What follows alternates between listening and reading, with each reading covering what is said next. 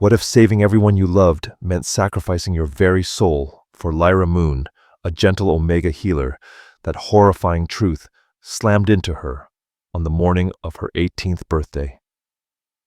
No celebration awaited her, only a decree cloaked in death. The elders of her struggling pack, the Silverwood Sentinels, laid before her an impossible choice.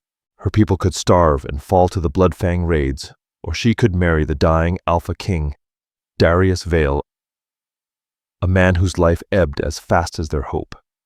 They called her a sacrifice for the greater good. But in the cold, shadowed halls of the royal citadel, she would soon learn that the king's wasting illness was no accident, and the whispers of prophecy were drowned out by the hiss of treachery hiding nearby. The scent of pine and damp earth, usually a balm to Lyra, now clung like chains suffocating her. It lingered on the heavy folds of the elders' cloaks, a smell of tradition that felt like prison bars. She stood in the heart of the great oak hollow. 5 members of the Silverwood Council seated on chairs carved from fallen limbs, their faces etched with generations of worry. Lyra had just turned 18. Most Omega girls her age would be dreaming of mates laughing under the full moon. She had spent the morning tending the sick, mixing herbal poultices for the warrior pups, struck by lung fever. Her nurturing instincts attuned to the quiet suffering of her pack set her apart. She was a healer, not a pawn. Yet Sarah Nightfall, a formidable elder, with silver-streaked braids, looked at her without warmth. "You are of age, and you are a true."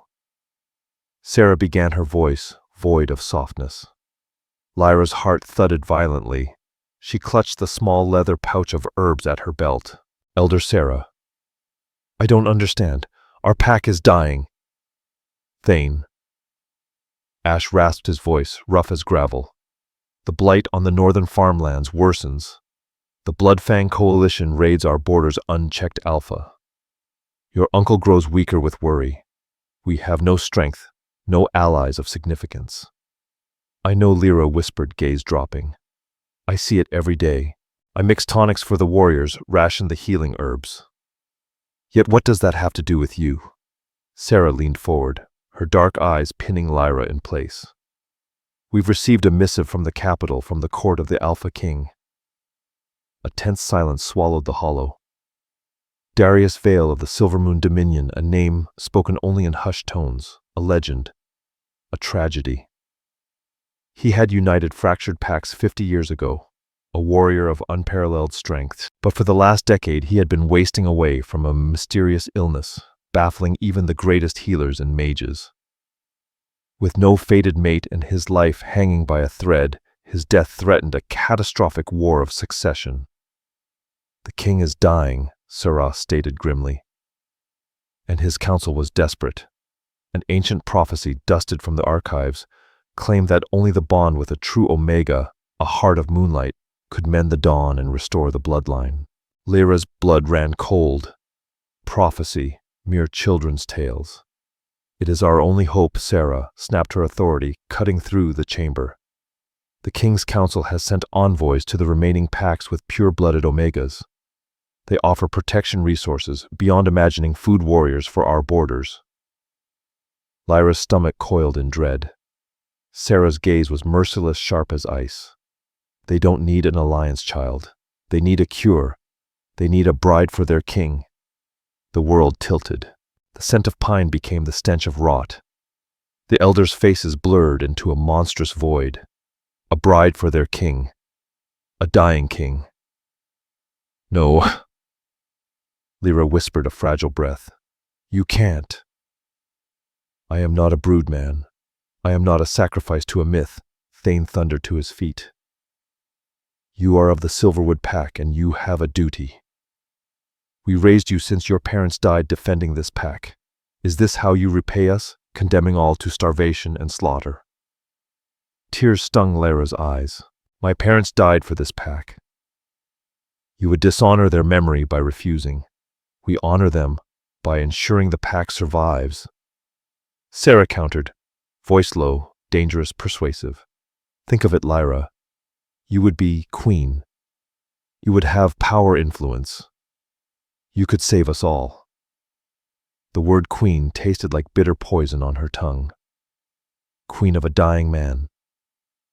Queen of a mourning kingdom.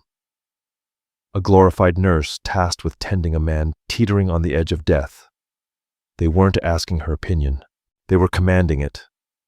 Her entire life, quiet dreams of a mate, a small family, a garden of her own was being ripped away, replaced with a cold crown and a deathbed. She scanned their faces one by one and saw nothing but desperation. No sympathy lingered. Their decision had already been made. Refusal meant being branded a traitor, cast out, left alone while her family crumbled.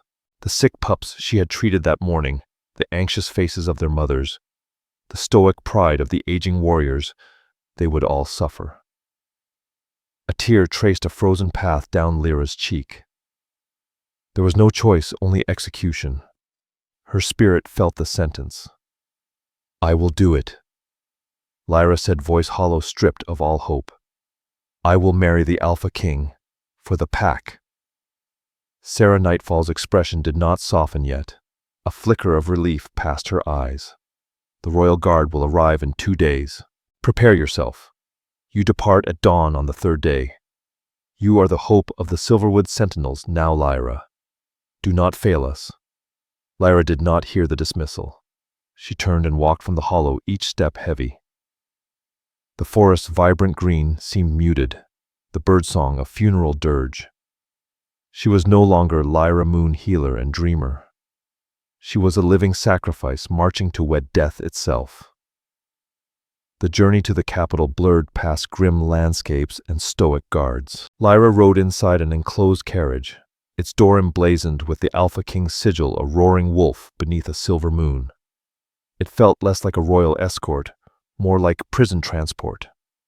The guards, led by the stern, square-jawed Beta Jace Iron, spoke only when necessary, their gazes a mix of pity and desperate hope. The Black Moon Citadel towered above her, nothing like the warm living wood of home. A monstrous fortress of black granite and cold iron clawed at the sky, built for war, not life.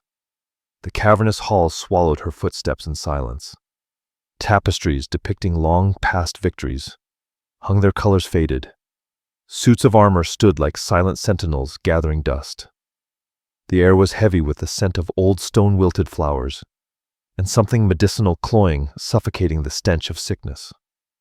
Lyra was led to a suite of rooms larger than her childhood home, a 4-poster bed draped in velvet, a wardrobe brimming with silk and lace she would never have chosen, and a balcony overlooking a dead, manicured garden. A gilded cage, beautiful but lifeless. Hours later, a timid servant named Nia Frost approached. "My lady, the king will see you now," she whispered. Lyra's heart hammered, trapped in her chest like a wild bird. Dressed in a simple, elegant, dark blue gown chosen for her, she was escorted to the king's private study. The doors, massive, carved from dark oak, loomed before her. Jace Iron announced in a booming voice, "Your Grace, Lady Lyra of the Silverwood Pack." Lyra stepped inside, catching her breath. The room was dominated by a massive hearth, a weak fire battling the chill. Shelves of ancient tomes lined the walls, but her eyes were drawn to the figure in the high-backed chair near the flames, wrapped in a heavy fur blanket. King Darius Vale, nothing like the legends. Stories spoke of a giant with molten gold eyes, commanding armies with a glance. The man before her was a ghost. Gaunt skin stretched over sharp cheekbones, pale, almost translucent. Dark hair, once thick, streaked with gray. But those eyes, golden fierce, still burned with alpha fire. "They've brought the sacrifice," he rasped, voice low, gravelly, every word costing him effort. The blunt cruelty struck Lyra like a blow. Years of fear and resentment boiled to the surface. "I am no sacrifice, Your Majesty," she said, voice trembling but firm. "I am a daughter of the Silverwood here to honor my elder's agreement." A dry chuckle escaped him, twisting into a racking cough. Hand to chest, he waited for the spasm to pass. When I speak again, he hissed, venom-laced, we call it what it is. Your pack was desperate. My counsel clings to fables, and you, little Omega, are the lamb led to slaughter. He gestured to the chair opposite him. Sit. Let me see the cost of my counsel's foolish hope. Lyra Moon set her back straight, ramrod straight. She would not let him sense fear. She met Darius Vale's burning gaze head on. And what of your hope, your majesty? Don't you wish to survive? Hope is a luxury for the living, he sneered.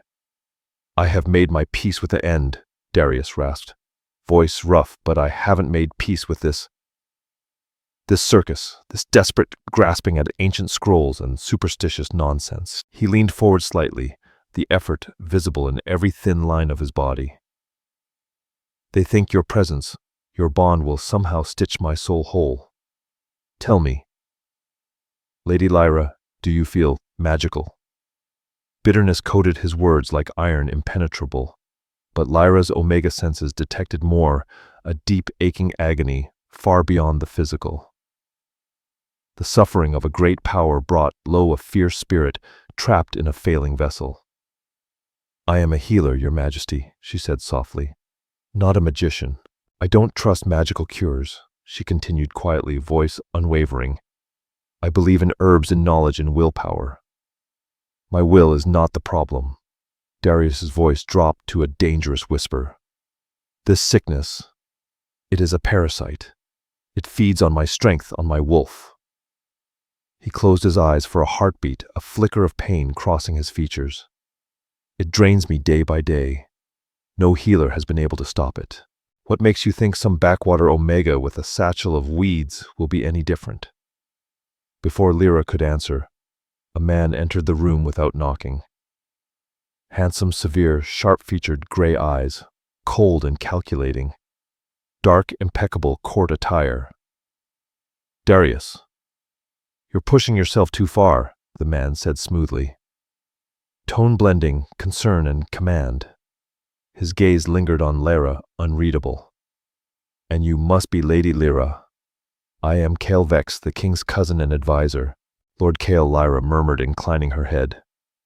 Leave us, Darius ordered, voice weak but still regal. Cale's thin, placid smile didn't reach his eyes. Of course, cousin. I merely wish to welcome our esteemed guest. We place great faith in you, my lady. He bowed slightly, then exited silently. Darius sagged back in his chair, muttering. He means well, though the words lacked conviction. Now, go. Your presence is a nuisance, he added, voice sharp. A reminder of a future I will not have. Lyra straightened her shoulders, anger giving her strength. With all due respect, your majesty, I am here to ensure my pack does not starve this winter. I will uphold my end of this bargain. The wedding is 1 week away. Until then, I will not trouble you. She turned toward the door. Lady Lyra. His raspy voice stopped her. She glanced back. Firelight cast his face in deep shadows, skull-like. This is not a marriage, he said. Golden eyes cold and empty. It is a vigil. You are here to watch me die. Do not forget that. As the heavy doors closed, Lyra leaned against the cold stone, releasing the breath she had held. She had expected a sick man. She had not expected a man consumed utterly by rage and despair.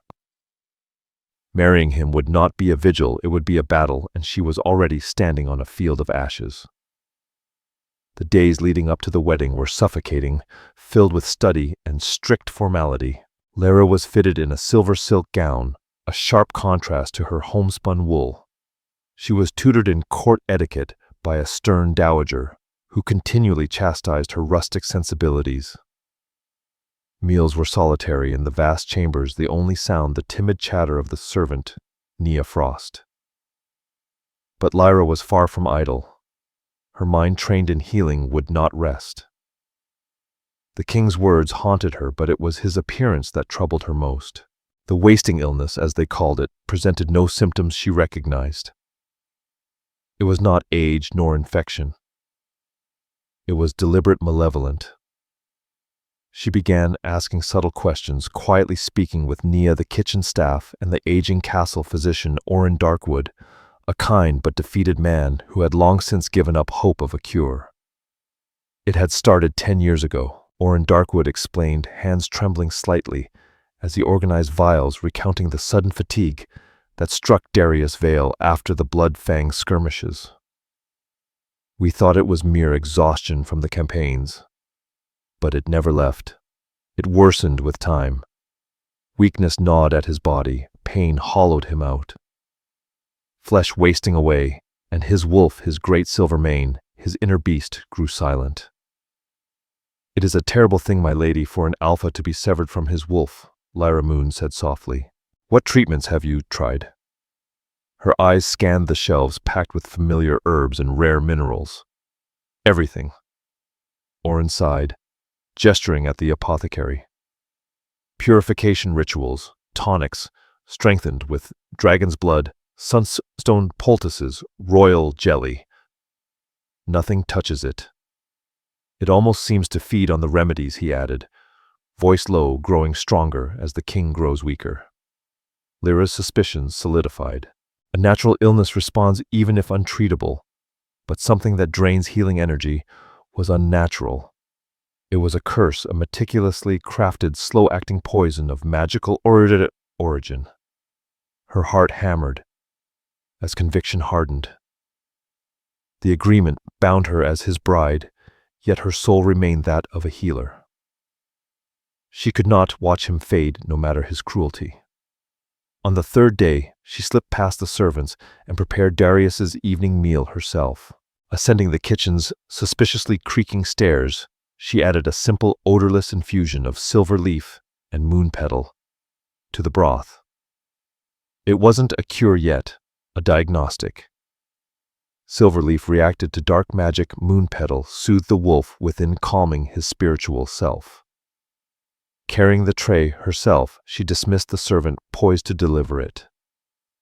Darius sat as before, staring into the fire, a book untouched on his lap. His golden eyes flicked up at her, narrowing with irritation. "I told you to leave me in peace," he rasped. "I told you I am a healer," Lyra replied, setting the tray on the small table beside him. "Your physician has given up. I have not." "This is a simple broth," she said. "It will be easier on your stomach than the heavy meats they keep sending," she offered. "My stomach is the least of my concerns," he sneered. "Take your peasant remedies away." "No," Lyra said, voice firm. She met his gaze, challenging the broken alpha within. "You may be a king, but you are my patient. Despair will kill you long before this sickness does if you keep succumbing to it. Are you a king or a coward?" A flicker of the old Darius Vale flashed in his eyes. A low, dangerous growl rolled through his chest, the first sign of his wolf she had sensed. "Weak but alive. You dare speak to me that way? I dare to try and save your life," she shot back, more than he seemed willing to do for himself. "Now drink," she demanded. For long moments the dying Alpha and the determined Omega locked in a battle of wills. To her astonishment, he yielded first, letting out a slow sigh like grinding stones. He lifted the bowl, drank slowly, eyes locked on hers, as if daring the soup to fail. As the last drop vanished, a subtle shift occurred. A faint silvery sheen, nearly invisible, flickered across his skin for a heartbeat, silver leaf reacting. A soft sigh escaped him, barely audible shoulders easing from their rigid line of pain. The moon petal. "It reaches my wolf." "What is in this?" he asked, voice less hostile, tinged with reluctant curiosity. "A simple herbal infusion," she said, hiding her suspicion of the curse for now. "It helps with spiritual fatigue." He turned his hands over as though seeing them for the first time in years. The ache ebbed. He looked back at her. For the first time she saw more than rage, just a sliver of bewildered hope. Lyra stepped closer. "Your Majesty Darius, let me help you. Allow me to be your healer, not as a future queen, not as part of a bargain, but as someone who cannot stand idle while a life is extinguished when there may be a way to fight back. Before he could reply, the smooth, controlled voice of Cale Vex came from the doorway. "How touching the little Omega plays," Physician Cale said, eyes flicking from the empty bowl to Lyra, then to Darius. A subtle frown tightened his lips. "She has managed to ease the pain." Cale Darius Vale said, his voice stronger than it had been moments ago. "More than Orin Darkwood has managed in years." Cale Vex's smile was smooth, slick, almost rehearsed. "Wonderful news. A true miracle worker. We are grateful for your efforts, Lady Lyra. But you mustn't overexert the king. His strength is fragile." Kyle's hand rested on Darius' shoulder, a gesture claiming authority. Darius flinched almost imperceptibly, but Lyra saw it. "I will judge my own strength," he said, shrugging off Kyle's hand. "Of course," Cousin Kyle said smoothly. He turned to Lyra. "We shall leave you to your miracles, my lady. But be careful, hope can be a cruel poison." As he departed, a chill ran through Lyra, not from the drafty stone halls. His words were a warning, and when his eyes lingered on Darius's empty bowl, they burned not with joy, but with cold, calculating fury. She understood then, deep in her bones, this was a curse, and the handsome, concerned cousin was at its core.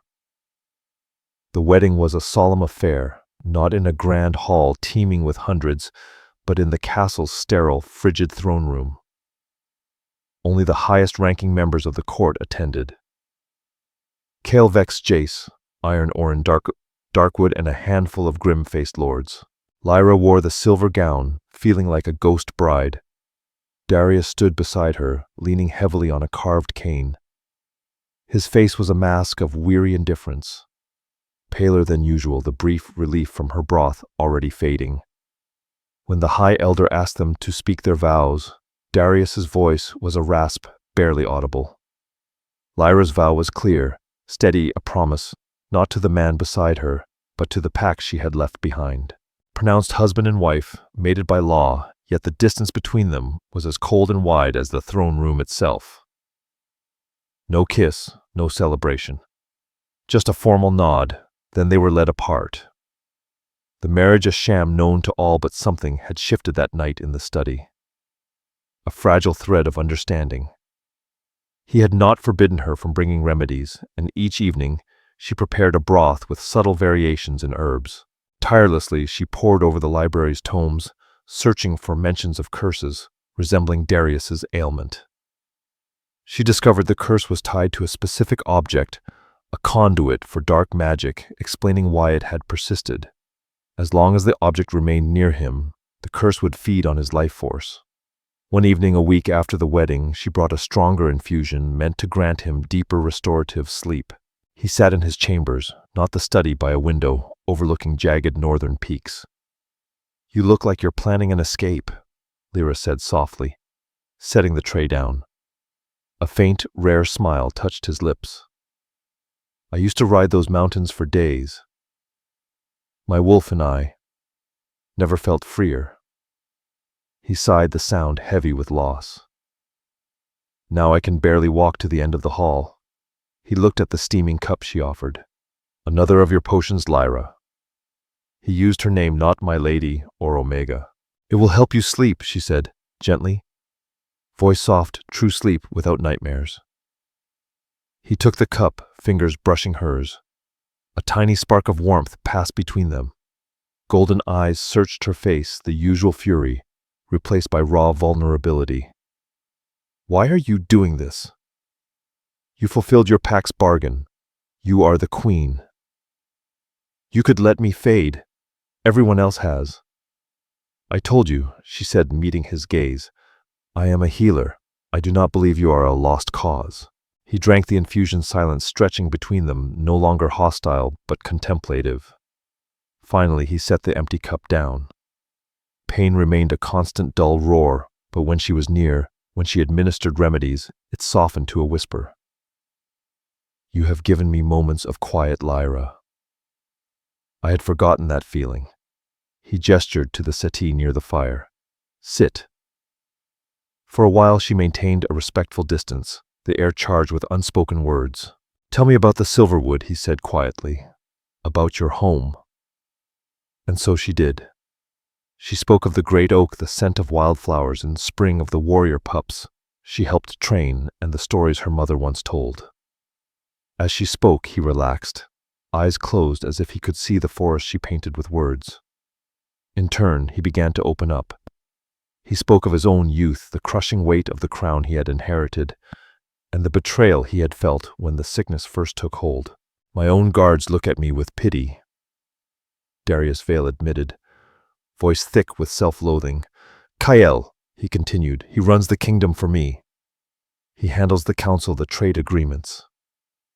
He insists it is to spare my strength, but it feels as though he is slowly erasing me. I am a king in name only. The sickness, it is not your fault." Lyra Moon's voice was firm. Darius opened his golden eyes, swirling with a decade of frustration. "It is my weakness," he confessed. "And an alpha cannot be weak," he said, leaning forward, voice dropping to a dangerous whisper. "I was attacked 10 years ago. Not on a battlefield, but here within the castle. A shadow in the night, a poisoned blade. Dismissed as a minor assassination attempt, but that's when it began. I believe the poison never left," he continued. "It transformed into this curse. Who attacked you?" Lyra's heart pounded. "I never saw their face," he admitted bitterly. "It had to be someone from the inside. Someone who could get past the royal guards." Her suspicions were confirmed. "It has to be someone close, someone trusted. Someone like Kael Vex. We can fight this, Darius." Her voice filled with conviction that even surprised herself. "Together. You are the king. Your wolf may be quiet, but it is not gone. I can feel it. We need to find the source of the curse, the object it is tied to, and destroy it." He looked at her, really looked at her, and for the first time the dying man seemed gone.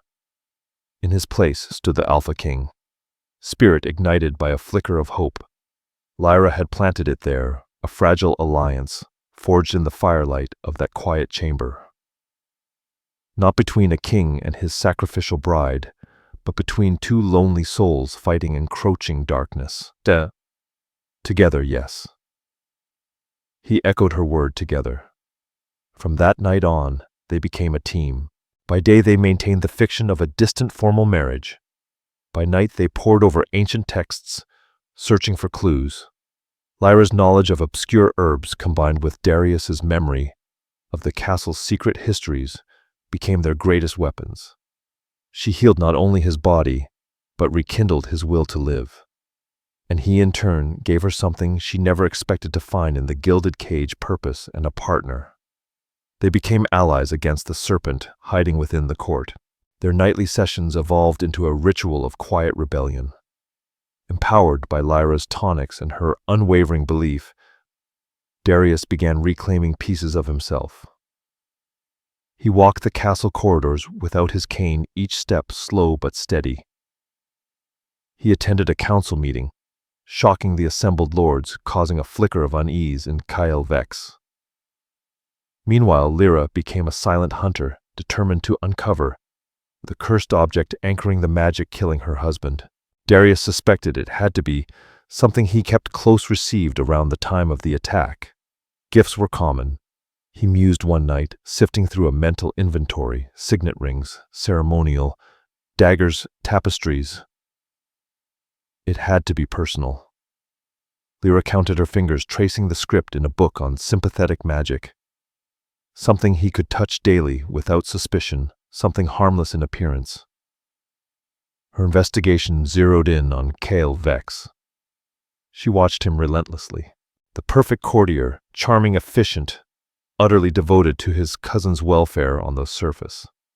Kael brought Darius meals, citing delicate constitution. He filled the king's chambers with rare, heavily scented flowers, claiming they purified the air, always touching the king with a steadying hand. Lyra realized each seemingly kind gesture could be a vector for the curse. She began intervening subtly. She insisted on preparing all of Darius's meals herself, citing her duty as his wife. She replaced the funereal flowers with simple, clean-smelling herbs from the castle greenhouse, explaining that the heavy perfume gave her headaches. Each time she saw a flash of irritation in Kael's eyes, quickly masked by a pleasant smile. Her greatest ally in this secret war was the one man she had not expected, Jace Iron. The stoic Beta Guard had long observed the quiet, devoted care of the Queen. He had watched Lyra Moon tend to Darius Vale with unwavering dedication, noting the slow return of strength and the spark rekindling in the King's golden eyes. His loyalty to Darius was absolute, and he had harbored a silent suspicion of Kael Vex's smooth, ambitious demeanor for years. One afternoon, Lyra sought him in the training yard. "Captain," she began, voice low, urgent, "I need your help." Jace Iron paused, wiping his sword clean. "My queen, I am at your service. I need to know everything Kael does, who he meets, where he goes, especially if he has a private workshop or deals with anyone practicing the old arts." Jace's eyes narrowed with understanding. He had seen the unnatural qualities of the King's illness. "You believe he is the cause. It's not a question," Lyra confirmed. "I believe the sickness is a curse, and Kael Vex is the only one with unrestricted access and opportunity for the past 10 years. I will be your shadow." Jace vowed low and resolute, a growl of conviction underlying his words. Jace proved invaluable. He discovered Kaul made monthly trips to a shadowy apothecary in the lower city known for forbidden reagents. He also confirmed Kael maintained a locked study in a seldom-used tower, a place no one entered. The final piece fell into place during a tense council meeting. Feeling stronger than he had in years, Darius challenged a trade agreement Kael had brokered with a rival pack, heavily favoring the other party. "This treaty is an act of surrender," Darius declared, voice ringing with new authority. "Cousin, we are not so weak as to give away our timber rights for a pittance." Kael was visibly stunned by the public defiance. "Lucian, we discussed this. It is a necessary measure for peace," he argued. "I am the king," Darius said, standing tall, "and I declare the measure unnecessary. The treaty is void." As Kael grew flustered, angered, Lyra watched his hands. A heavy signet ring adorned his right hand, bearing the Croft family crest. As his temper flared, she noticed a faint, dark shimmer pulse from the black stone set in the ring. Almost the conduit. A gift from a devoted cousin worn daily, its dark magic slowly seeping into Darius with every touch, every handshake. Later that night she told Darius, "It's his ring, the Croft signet. I saw it pulse with dark energy when you defied him." Darius's face hardened. "He gave it to me on my coronation day after my father died. A pledge of eternal loyalty. The bitter irony is not lost on me. I wore it for years," he continued. "After the initial attack and my illness, he suggested I stop wearing it. Too heavy for my weakened state. He offered to keep it safe for me. It was a brilliant, cruel deception. Kael had gifted him the cursed object, then safeguarded it, ensuring he could reapply its influence whenever near." "He knows we are getting closer," Lyra warned. "Your recovery is a threat to his plans. He will grow more desperate." Her words proved prophetic. The next day, the timid servant Nia Frost came to her in tears. "My queen," she whispered, terrified. "Lord Kael cornered me in the hall," Nia said. "He asked what you put in the king's food. He said if I was loyal, I would be rewarded when he becomes king.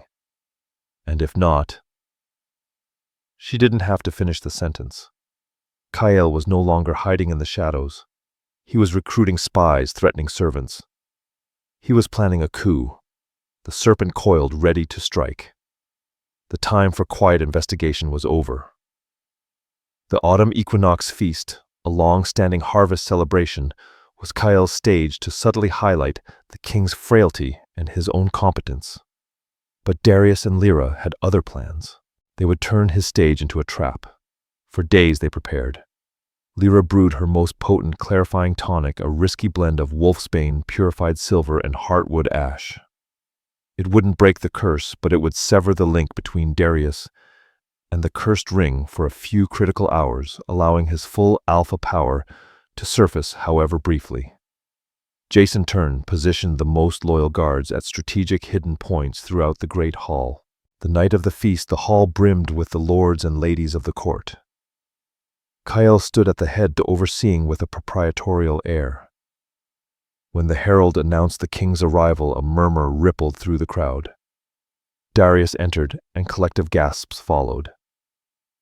He was not the frail, stooped figure they had expected. Clad in black and silver royals, tunic shoulders squared lean, yet purposeful, he walked with a strength unseen for a decade. On his arm was Lyra Moon, her simple grace, a stark contrast to the glittering jewels of the other court ladies. Her presence at his side was a clear statement of unity and power. They took their seats on the thrones at the head of the hall. Darius Vale's golden eyes swept across the room, and for the first time in years the lords felt the full weight of their true Alpha King's gaze. Kyle Vex was the first to recover from the shock. "Cousin, you look remarkably well," he said, a thin smile stretched across his face. "Lady Lyra's country charms must be potent indeed." "My wife has been a great comfort." Darius's voice was calm, commanding. He raised a goblet. "Let the feast begin."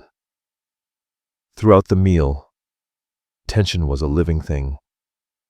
Kyle shot venomous glances at Lyra, who met them with serene composure. Darius engaged the lords, discussing military strategy and grain yields with the sharp mind they had thought lost to sickness. Power shifted in the room, and everyone could feel it. After the main course, Kyle rose, a goblet of dark wine in hand. "A toast," he announced, voice ringing through the suddenly silent hall.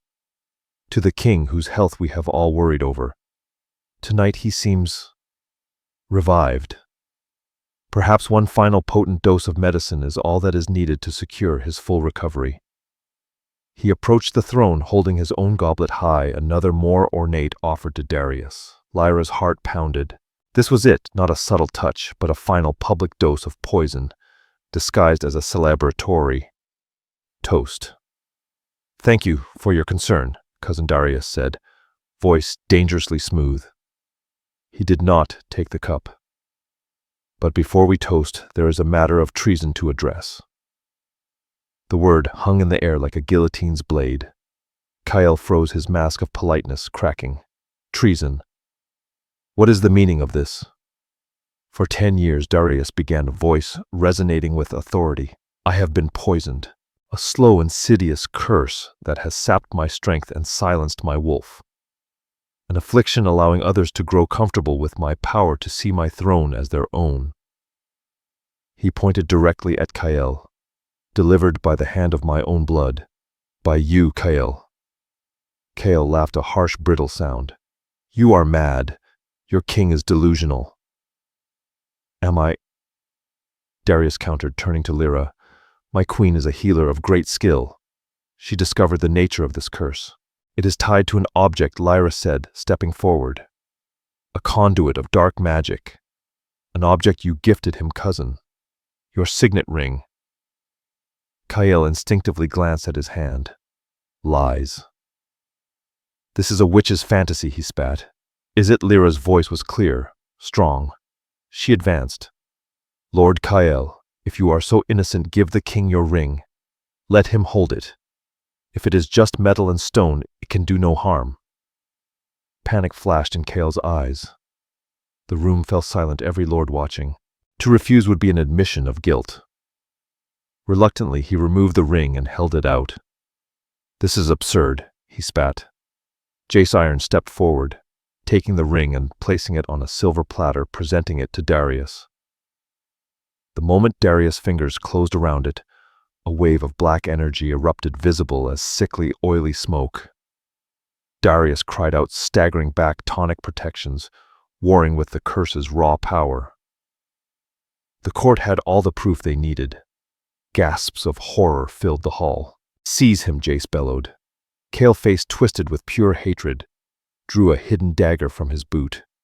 He would not be taken alive. He lunged not at Jace or the guards, but at Lyra. You ruined everything, you little Omega witch. But Darius, fueled by a decade of repressed rage and the primal need to protect his mate, moved with a speed no one imagined possible. A true earth-shaking alpha roar tore from his throat as he intercepted Kyle. The force snapped Kyle's wrist, his grip like iron. Bones crunched. The dagger clattered to the floor. The guards Jace Iron had stationed surged forward, subduing the traitorous lord. Darius Vale stood over his defeated cousin, breathing heavily, his body thrumming with raw alpha power. The curse was not fully undone, but its grip had been shattered. He turned to Lyra Moon, golden eyes blazing not with sickness, but with the fierce protective fire of an Alpha King reborn. He had saved her just as she had saved him. Before the court, their fragile alliance had been forged into an unbreakable bond. The serpent had been unmasked, and dawn was finally breaking over the veiled dominion. The aftermath of the feast was swift and decisive. Kale Vex confessed to treason under Darius's unyielding command. He admitted to hiring an assassin with a cursed blade 10 years prior and using the signet ring to amplify the poison, slowly intending to claim the throne upon Darius' natural demise. He had planned to rule with an iron fist, forming alliances with the very Bloodfang coalition that had raided the smaller packs. He was sentenced to the black cells to spend his days in the darkness he had so eagerly wielded. With the conduit of the curse destroyed, the ring melted down in the castle forge, sending a final, agonizing psychic scream through the citadel. The curse was broken, but a decade's damage remained. Darius's recovery was slow but steady. Lyra remained constantly by his side, no longer just his healer, but his partner in every sense. She brewed tonics that strengthened the bond to his wolf, and in turn, Darius included her in every council meeting. The lords of the court who had once viewed her as a rustic sacrifice now regarded her with profound respect. She was not only the queen who had saved their king. She was the Omega who had confronted a traitor with courage and wisdom. Her quiet strength became the bedrock of the throne. What had begun as a marriage of necessity blossomed into something genuine and deep. Nights of poring over texts were replaced with shared stories, quiet laughter, and a growing, undeniable affection. The gilded cage had become a home. A month after Kyle's fall, Lyra and Darius stood on the balcony of their chambers. The dead garden below was coming back to life under her care, new shoots pushing through dark soil. Darius came to her side, wrapping his arms around her waist. Lean but no longer gaunt muscle, returning to the form of a warrior, color restored to his face, golden eyes clear and bright. "The first grain shipment has arrived for the Silverwood Pact today," he murmured, a warm rumble against her ear. "Jace's report said your uncle wept when he saw the wagons." A tear of joy traced Lyra's cheek. "Thank you," she whispered. "No, Lyra," Darius said, turning her to face him, gently wiping the tear away with his thumb. "Thank you. You came to my kingdom expecting to marry death. Instead, you gave me back my life."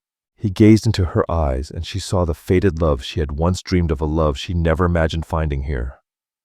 The prophecy, he murmured, only the bond with a true Omega.